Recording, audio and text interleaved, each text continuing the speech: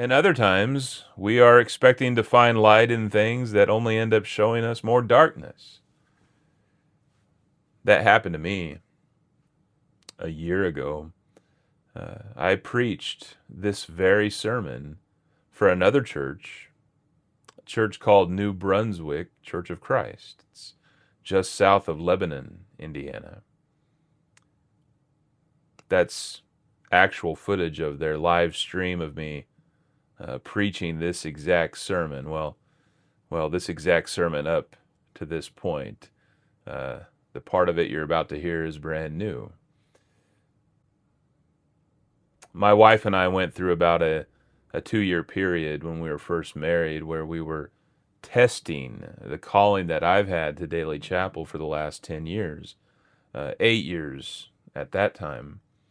And during that process, I was interviewed seriously by 4 different churches. I applied to many churches and talked to about a dozen, but I was interviewed and went to preach for 4 different ones. This kind of thing is very difficult for ministers, for pastors, especially. It's especially difficult also for the church that you're already serving. These are delicate situations, but nothing was hidden. I talked to the people in my church about this, so it was all out in the open. They knew that we were kind of going through this process, and nothing ever worked out, which we attribute ultimately to God's will. He wanted us to stay where we are. And the experiences we had visiting these other churches, meeting other Christians in those churches, and stepping out of what is comfortable here, all of that was very good. It was very positive. And as I said, I preached for 4 different churches. The first 3 were great experiences. Even though they didn't feel I was a good match for them, no problem. That's just a part of it. But the 4th one was different. The 4th one really hurt. And it hurt because we expected to be treated as Christians by other Christians, and instead, we were treated like trash. But not at first. In fact, not for 4 months. For 4 months, we were treated very, very well. This church, New Brunswick Church of Christ, interviewed me for 4 months in various ways. They had 3 elders at the time. I talked to each one individually at first on the phone that September of last year, 2024. And then I spoke to all 3 of these elders at the same time on a video conference call the following month in October. That November, I drove to their church on a Saturday morning. It's only about an hour and a half away. And I did that to meet their search committee. The search committee was about 12 additional people of various ages in the congregation. And I sat with them and I answered questions for about an hour. And one of the elders gave me a tour of the facility. It was very, very nice. The facilities were very impressive. All of this was very positive. I enjoyed answering questions. They were very lighthearted. There was just a good feeling about it all. And they were very kind. The next month, this would be December 1st of 2024, I preached a sermon for them, this sermon. And he is a candidate to be our minister here in New Brunswick. So please welcome him and give him your full devotion and attention here this morning. Thank you.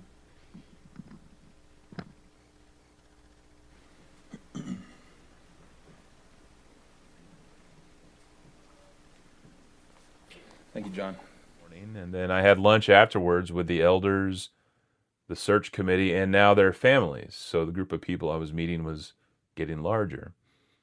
And the week after that, one of the elders that I'd started to get close to, the one that was in contact with me pretty regularly, his name's John Clausen, he made a surprise visit to our church, to Daily Chapel, second week of December. It was completely unexpected and unannounced, which is something that is considered to be a little bit rude to do that, by the way. I've never heard of anyone making a surprise visit to a minister candidate. Usually you let them know that this is going to happen. But we just rolled with it. What can you really say? And my church, obviously was taken by surprise at this visit. I had to explain to them who he was. Again, they knew what I was doing. They knew I was talking to another church, but this kind of put it right in front of their faces and it involved them in this process a little more personally. And so that happened, and my wife and I, we took him to lunch afterwards and had a good talk. We asked some questions. We had a great time. The next thing that happened was at the end of that December. We had Christmas, and the elders and search committee of New Brunswick got together on the 29th of December, and they voted unanimously to hire me as their senior minister, which means there was only one more part of the process that had to be completed, and that was for me to come and preach a second sermon so that the entire congregation could then vote on whether or not to ratify the decision of the elders and search committee. And they weren't very clear about the percentage. I heard 70% at times. I also heard 80%. But, that's just part of it too. Every church, every independent church has their own rules and ways of doing things, and you just kind of go along with it. No big deal. So, arrangements were made for this second trip on January the 18th and 19th. They purchased a hotel room for my wife and I that was closer to the church. It was over in Brownsburg. They arranged to bring us over for that Friday night through Sunday afternoon to meet more people and answer questions and any concerns that people might have before they were going to vote.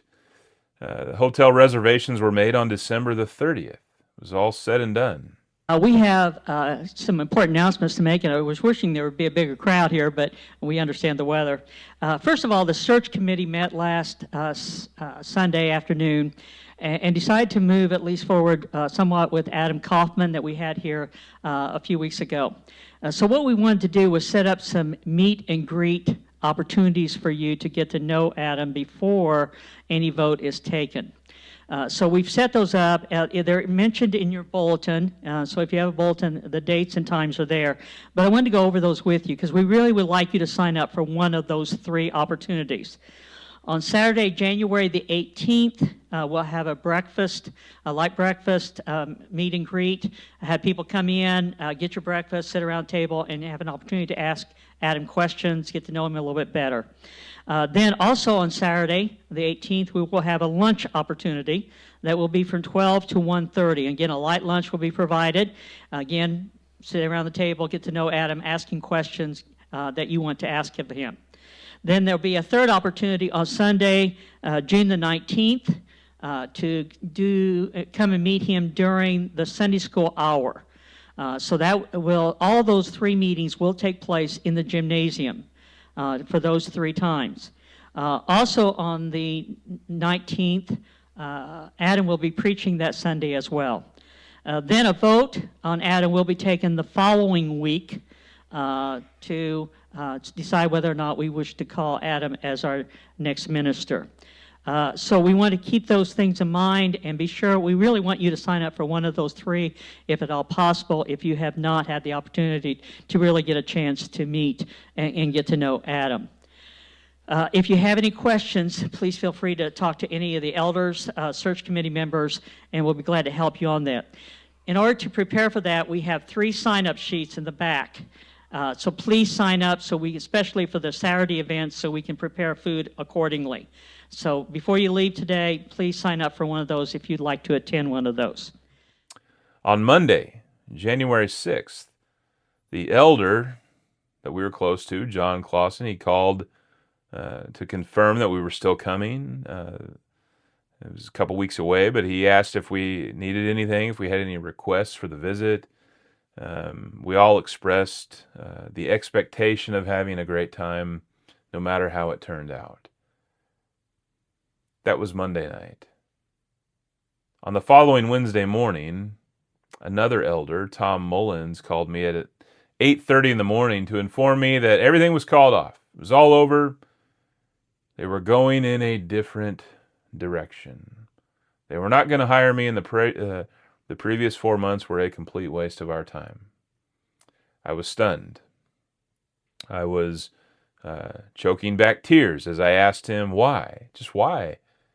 I thought I at least deserved an explanation after all this. And, what, in my mind, I was thinking, what possibly could have happened between Monday night and Tuesday morning or Wednesday morning? Something happened on Tuesday that I was not present for. I don't know what it was. And he told me that there was a faction in the church, people that were not elders. He didn't say how many of them there were, but there were people in the church, not elders, not on the search committee, people that I had never talked to. The richest people in the church, okay, the people who give the most money in the offering plate. They said that they didn't like the way I looked, that I was too fat. And that was it. It was all over. So the rest of the congregation, who was expecting my wife and I to come and meet them and answer their questions, they had 3 lunch times, 1 dinner, or 2 lunch times, 1 dinner time, I believe, for us to answer questions so they could vote. The congregation was stripped of their ability to even vote on us. This secret group of rich people stepped in and overrode everything else that the leaders had said and done and told us.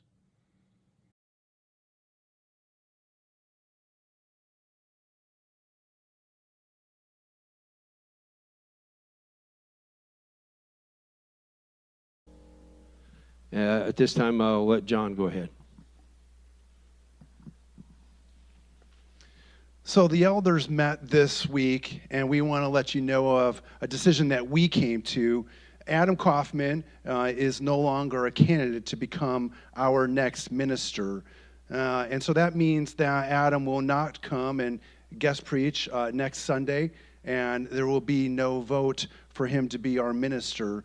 We continue to pray that God will lead us to the right man, and we are looking for the right match, the right fit for this congregation. And so we have a list of resumes that we've received in the last 8 or 10 weeks that we've not considered. And so when Tom returns from Florida, we'll begin reviewing those and screening.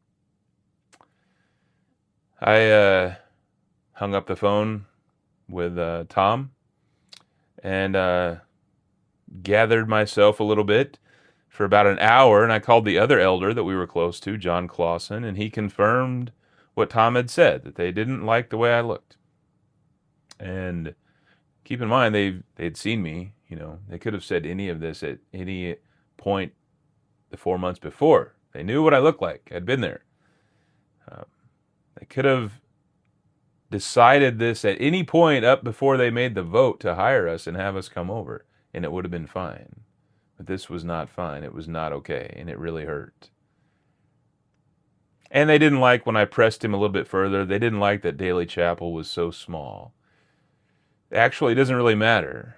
But their church wasn't that much bigger. They boasted that it was 100 people, but, well, when you go and actually see what's there, actually, it was more like 50. You get the idea. The point of me telling you all of this is that it hurts when the church doesn't meet our expectations. It hurts when we think we're walking into a place of light and we're actually walking into a place of darkness. And as I said at the beginning of this message, there's a lot of darkness out there, and it takes on many, many forms, and unfortunately, a lot of it is in the church, big C, today. A lot of people out there have been hurt by the church, hurt by other Christians. If that's you, then I want you to know that's me too. But Jesus says, I am the light of the world. Whoever follows me will never walk in darkness, but will have the light of life.